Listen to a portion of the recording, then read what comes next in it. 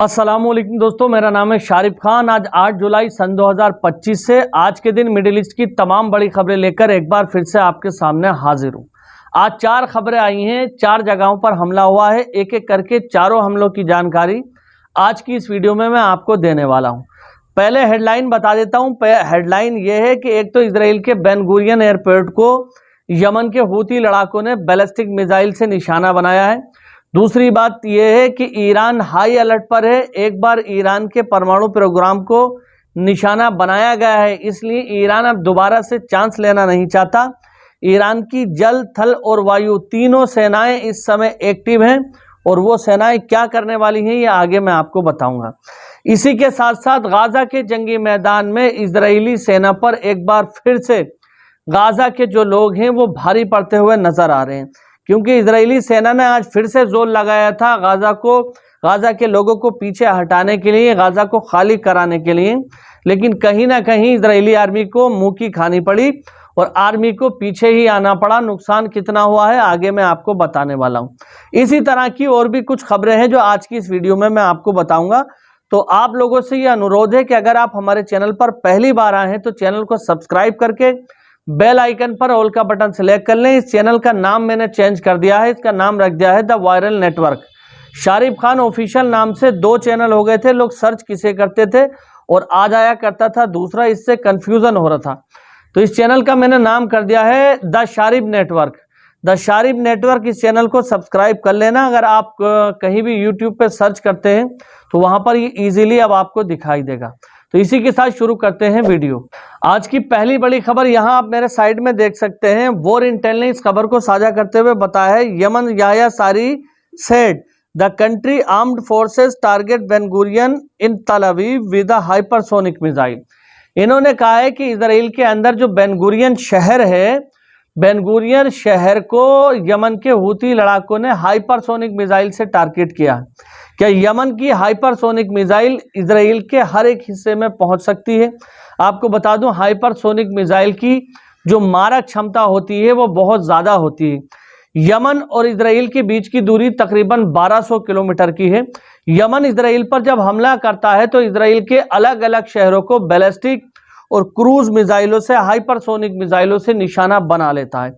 हालांकि Israeli fighter jet भी Yemen के जिस हिस्से को चाहें वहां जाकर उसको निशाना बना सकते हैं। अमेरिकी फाइटर जेट पहले जाके यमन पर हमला कर चुके हैं, लेकिन यमनी आर्म फोर्सेज याह्या सारी और उनकी फौज लगातार इजराइल के अलग अलग हिस्सों को निशाना बना रही है।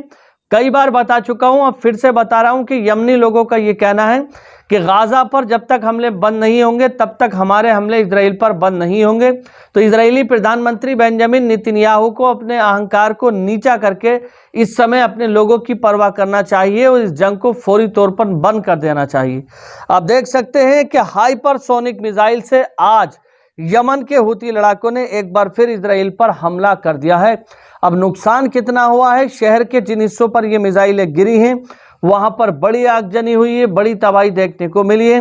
हालांकि Israeli air defence system third और आयरन डोम दोनों ने मिलकर हाइपरसोनिक मिसाइल को रोकने की पूरी कोशिश की, लेकिन जैसे कि मैंने आपको बताया कि हाइपरसोनिक मिसाइल की जो रफ्तार होती है वो बहुत तेज होती है, मारक क्षमता बहुत ज्यादा होती है। इसको कोई भी दुनिया का आयरन डोम या थर्ड एयर डिफेंस सिस्टम रोकने में 100% एक्यूरेट नहीं होता है, यानी कि कभी रोक भी सकता है और ज्यादातर निकल भी सकती हैं।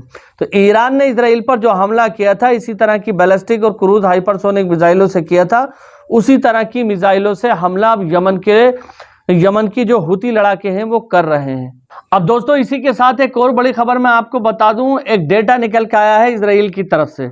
7 अक्टूबर सन 2023 को जब हमास ने इजराइल पर हमला किया था और इजराइल ने हमास के लोगों पर जवाबी कार्रवाई शुरू की थी, 7 अक्टूबर से लेकर अब तक दोनों के बीच में जो जंग चल रही है, इस जंग के चलते 43 इजराइल के फोर्स के लोगों ने आत्महत्या कर ली है।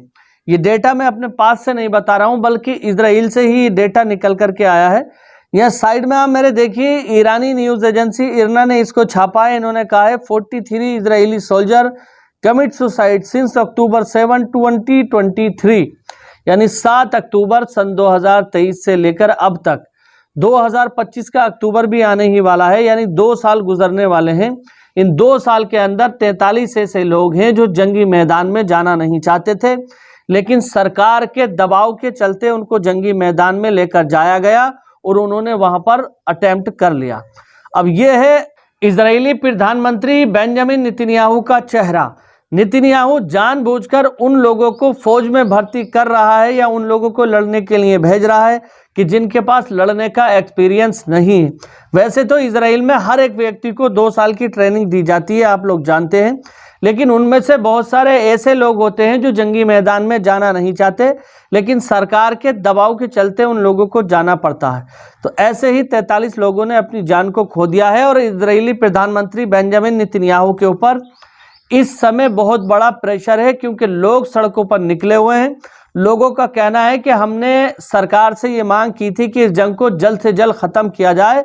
2 साल होने को आ गए हैं, अलग अलग देशों से नेतन्याहू उलझ रहा है, जिससे इजराइल का भारी नुकसान हो रहा है और लोगों की जानें भी जा रही हैं। तो 2 साल के अंदर नेतन्याहू से जंग पर कंट्रोल नहीं किया गया। इसी के साथ साथ लोगों का यह भी कहना है कि इजराइल का जो मकसद था गाजा पर कब्जा करना, नेतन्याहू उसमें भी पूरी तरह से फेल हो चुका है। जब नेतन्याहू अपने हमलों को करने के पीछे की वाजिब वजह दुनिया के सामने नहीं रख पा रहा है, यही वजह है कि वो जंग को खत्म नहीं कर पा रहा है ताकि उसकी सत्ता इजराइल में बरकरार बनी रहे। तो दोस्तों, ये आज के कुछ चंद अपडेट थे जो एक एक करके मैंने आपको बताए। आगे आने वाले घंटे के अंदर कुछ और नए अपडेट आपके लिए लेकर के आऊंगा। अगर आप हमारे चैनल पर पहली बार आए हैं तो चैनल को सब्सक्राइब करके बेल आइकन पर ऑल का बटन जरूर सेलेक्ट कर लेना।